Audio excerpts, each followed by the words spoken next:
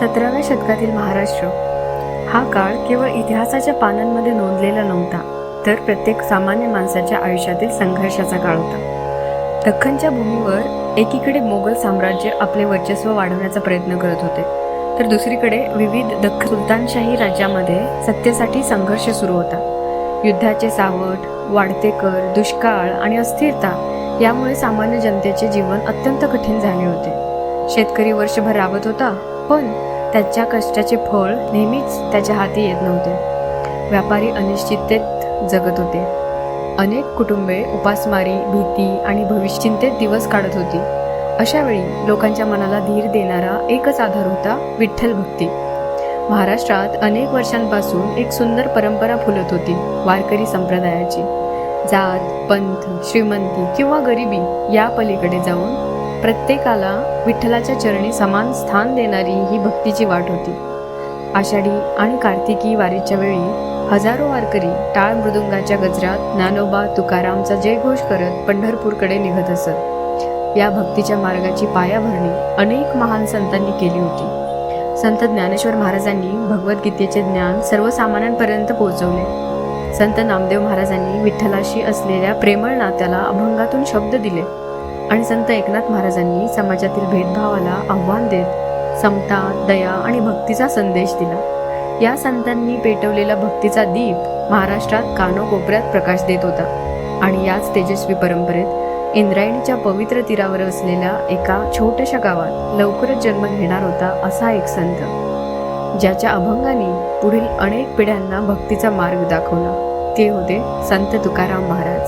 चला आता आपण पोहोचूया त्या पवित्र भूमीत जिथे या महान संतांचा जन्म झाला. इंद्रायणीच्या काठी वसलेली देहू नगरी, विठ्ठल भक्तीने नटलेले ते गाव आणि तिथे राहणारे बोल्लोबा व अंबाबाई यांचे कुटुंब. इंद्रायणी केवळ एक नदी नव्हे, तर महाराष्ट्राच्या भक्ती परंपरेची साक्षीदार. सह्याद्रीच्या कुशीत उगम पावलेली ही पवित्र नदी शतकानुशतके संतांच्या चरण स्पर्शाने पावन झाली. तिच्या निर्मळ प्रवाहाने असंख्य वारकऱ्यांचे अश्रू, आनंद आणि विठ्ठल नाम आपल्या कुशीत सामावून घेतले. पहाटेच्या वेळी इंद्रायणीच्या पाण्यावर पडणारी सूर्यकिरणांची सोनेरी झळाळी, नदी काठावर घुमणारे हरिनाम आणि वातावरणात दरवळणारा भक्तीचा सुगंध जणू प्रत्येक क्षण विठ्ठलमय झाला होता. याच पवित्र इंद्रायणीच्या तीरावर वसलेली होती देहू नगरी. देहू हे फक्त एक गाव नव्हते, ते वारकरी परंपरेचे एक जिवंत केंद्र होते. गावातील प्रत्येक घरात सकाळची सुरुवात देवपूजेने होत असे.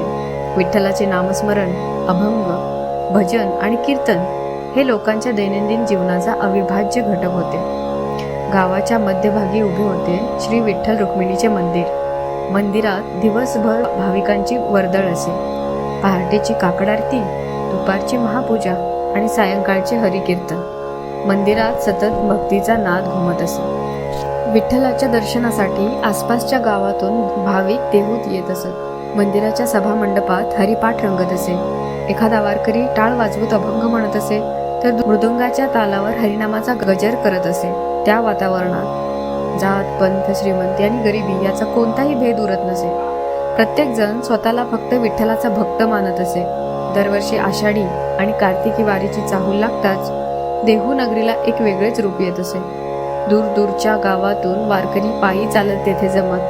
त्यांच्या खांद्यावर भगवी पताका आणि हातात टाळ, ओठांवर हरिनाम आणि हृदयात पांडुरंगाच्या दर्शनाची आस. जरी या संत तुकाराम महाराजांच्या पालखीची परंपरा सर्वत्र प्रसिद्ध असली, तरी त्या काळात ही देहू हे वारकरी भक्तांचे महत्त्वाचे आध्यात्मिक केंद्र होते. विठ्ठल भक्त एकत्र येत, भजन कीर्तन करत आणि पंढरपूरच्या वारीची तयारी करत असत. परंतु देहूचे जीवन हे केवळ भक्तीपुरते मर्यादित नव्हते. गावात गजबजलेली बाजारपेठही होती. शेतकरी आपला धान्य साठा विकण्यासाठी येत.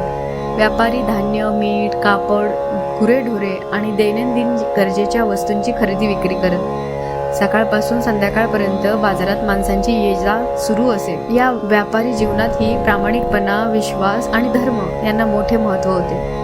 व्यापार हा केवळ नफा कमवण्याचा मार्ग नसून समाजसेवेचे साधन मानले जात असे. अशाच या भक्तिमय आणि संस्कारमय देहू नगरीत राहत होते एक साधे, प्रामाणिक आणि विठ्ठल भक्त व्यापारी बोल्लोबा आंबिले. त्यांच्या घरातच पुढे जन्माला येणार होता असा एक पुत्र ज्याच्या अभंगांनी महाराष्ट्राच्या भक्ती परंपरेला नवे तेज प्राप्त करून दिले. देहू नगरीतील भक्तिमय वातावरणात एक घर असे होते जिथे प्रत्येक दिवसाची सुरुवात विठ्ठल नामाने आणि शेवट ही विठ्ठलाच्या स्मरणाने होत असे. हे घर होते बोल्होबा आंबिले आणि त्यांच्या धर्मपत्नी अंबाबाई यांचे. बोल्होबा आंबिले हे गावातील एक प्रामाणिक आणि विश्वासू व्यापारी होते. त्यांचा धान्य व किराणा व्यापार असल्याचा उल्लेख परंपरागत चरित्रांमध्ये आढळतो. व्यापारी असले तरी त्यांच्यासाठी व्यापार हा केवळ पैसा कमवण्याचा मार्ग नव्हता. तो प्रामाणिकपणा, न्याय आणि सेवाभाव जपण्याचे साधन होता.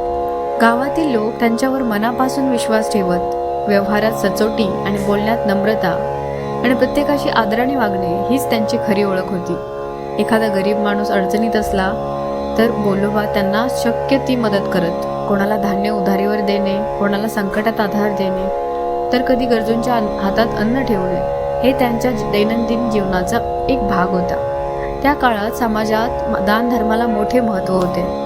बोल्होबा आणि अंबाबाई दोघांचाही विश्वास होता की जे काही मिळाले आहे ते विठ्ठलाचीच कृपा आहे आणि त्यातील काही भाग गरजूंना देणे हेच खरे देवसेवेचे कार्य आहे. परंतु त्यांच्या घराचे सर्वात मोठे वैशिष्ट्य होते त्यांची अखंड विठ्ठल भक्ती. पहाट होताच घरात शंखनाद ऐकू येई. देवघरात दिवा लावला जाई. विठ्ठल रुक्मिणीची पूजा केली जाई. हरिपाठ, नामस्मरण आणि अभंगांचे सूर घरभर घुमत असत. घरातील लहानांपासून मोठ्यांपर्यंत प्रत्येकाला विठ्ठलाचे नाव जणू श्वासासारखे प्रिय होते. अंबाबाई अत्यंत सात्विक, प्रेमळ आणि करुणामयी स्वभावाच्या होत्या. त्यांना घरातील प्रत्येक कामात भक्ती दिसत असे. स्वयंपाक करतानाही त्यांच्या ओठांवर विठ्ठल नाम असे.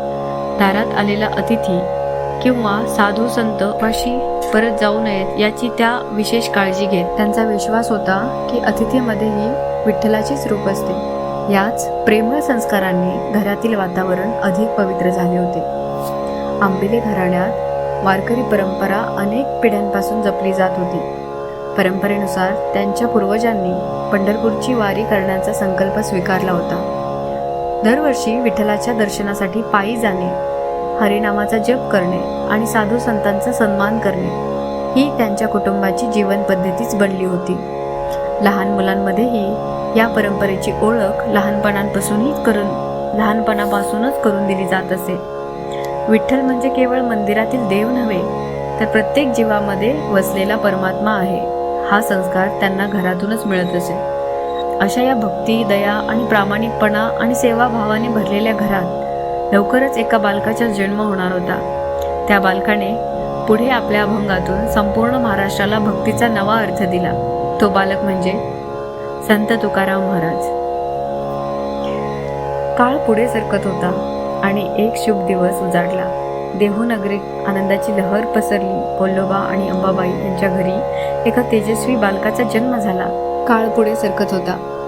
देहू नगरीतील प्रत्येक दिवस विठ्ठल नामाने उजाडत होता. बोल्होबा आणि अंबाबाई यांच्या भक्तीने जणू संपूर्ण घर पवित्र झाले होते. आणि मग एक शुभ दिवस उगवला. परंपरेनुसार इसवी सन 1608च्या सुमारास देहू नगरीतील आंबिले घराण्यात एका पुत्राचा जन्म झाला. काही इतिहासकारांनी त्यांच्या जन्मवर्षाबाबत वेगवेगळी मते मांडली असली तरी वारकरी परंपरेत इसवी सन 1608 हे वर्ष मोठ्या प्रमाणावर स्वीकारले जाते. त्या दिवशी आंबिले घराण्यात आनंदाचा उत्सवच साजरा झाला. नातेवाईक, शेजारी आणि गावकरी शुभेच्छा देण्यासाठी घराकडे येऊ लागले. प्रत्येकाच्या चेहऱ्यावर आनंद होता, पण कोणालाही कल्पना नव्हती की या छोट्याशा बालकाच्या रूपाने महाराष्ट्राच्या भक्ती इतिहासातील एक नवे पर्व सुरू झाले आहे. वारकरी परंपरेत अशी श्रद्धा सांगितली जाते की या बालकाच्या जन्मानंतर घरात एक विलक्षण प्रसन्नता निर्माण झाली होती. काही कथांमध्ये असेही आढळते की त्या दिवशी घरातील वातावरण नेहमीपेक्षा अधिक मंगलमय वाटत होते. या कथा श्रद्धेचा भाग आहेत. त्यांचे ऐतिहासिक पुरावे उपलब्ध नसले तरी वारकरी समाजात त्या आजही प्रेमाने सांगितल्या जातात. काही दिवसांनी नामकरणाचा शुभ मुहूर्त ठरला. घरात वेदघोष झाले, नातेवाईक जमले आणि त्या बालकाचे नाव ठेवण्यात आले तुकाराम. हे नाव पुढे संपूर्ण महाराष्ट्राच्या हृदयावर कोरले जाईल याची कल्पना त्यावेळी कोणालाही नव्हती. लहानपणापासूनच तुकाराम अत्यंत शांत, निरागस आणि प्रेमळ स्वभावाचे होते. घरात विठ्ठलाचे नामस्मरण सुरू झाले की ते शांतपणे ऐकत बसत. देवघरातील विठ्ठलाच्या मूर्तीसमोर त्यांची नजर खिळून राहायची. अंबाबाई त्यांना मांडीवर घेऊन अभंग ऐकवत, बोलोबा त्यांना विठ्ठलाच्या कथा सांगत. अशा वातावरणात वाढणाऱ्या त्या बालकाच्या मनात विठ्ठलाविषयी भक्ती अगदी लहान वयातच रुजली होती. कोणालाही तेव्हा माहीत नव्हते की हेच बालक पुढे हजारो अभंगांची निर्मिती करून विठ्ठल भक्तीला नवे रूप देणार आहे. बालपण म्हणजे निरागसतेचा काळ. तुकाराम ही गावातील इतर मुलांप्रमाणे मित्रांसोबत खेळत असत. कधी मोकळ्या मैदानात धावणे, कधी गोट्या, कधी नदीकाठी खेळ, तर कधी गावभर फिरणे. त्यांचे बालपण साधे पण आनंदाने भरलेले होते. खेळताना देखील त्यांच्या स्वभावात एक वेगळा शांतपणा दिसून येत असे. भांडण करणे, कोणाला त्रास देणे किंवा हट्ट करणे हे त्यांच्या स्वभावातच नव्हते. इंद्रायणी नदी त्यांना खूप प्रिय होती. अनेकदा ते नदीच्या तीरावर शांतपणे बसून वाहणाऱ्या पाण्याकडे पाहत असत. नदीच्या लाटांचा मंद आवाज, पक्ष्यांचा किलबिलाट आणि दूरवर ऐकू येणारे हरिनाम या सर्वांमध्ये त्यांचे मन हरवून जात असे. गावातील विठ्ठल मंदिर तर त्यांचे आवडते ठिकाण होते. मंदिरात घंटानाद झाला की तुकाराम धावतच तिथे पोहोचत. पूजा, आरती, हरिपाठ आणि भजन याकडे ते मोठ्या लक्षाने पाहत. देवासमोर हात जोडून शांतपणे उभे राहणारा हा छोटा मुलगा अनेकांच्या नजरेत भरत असे. बोलोबा कधी कधी त्यांना आपल्या दुकानातही घेऊन जात. तेथे तुकाराम व्यवहार कसा करायचा, लोकांशी नम्रपणे कसे बोलायचे आणि प्रामाणिकपणे व्यापार कसा करायचा हे शिकत होते. पण एक गोष्ट सर्वांच्या लक्षात येत होती, जर एखादा गरीब, भुकेला किंवा गरजू माणूस दुकानात आला तर तुकारामांच्या डोळ्यात करुणा दाटून येत असे. त्याला मदत करावी, त्याला काहीतरी द्यावे अशी भावना त्यांच्या मनात आपोआप जागी होत असे. लहान वयातच दया, प्रेम आणि सेवाभाव यांचे बीज त्यांच्या हृदयात रुजले होते. हीच करुणा, हीच भक्ती आणि हेच संस्कार पुढे जगाला संत तुकाराम महाराजांच्या रूपाने लाभणार होते. पण काळ हा कायम एकसारखा राहत नाही. या आनंदी बालपणानंतर तुकारामांच्या आयुष्यात अशी वादळे येणार होती ज्यामुळे त्यांच्या जीवनाला कायमची कलाटणी मिळणार होती.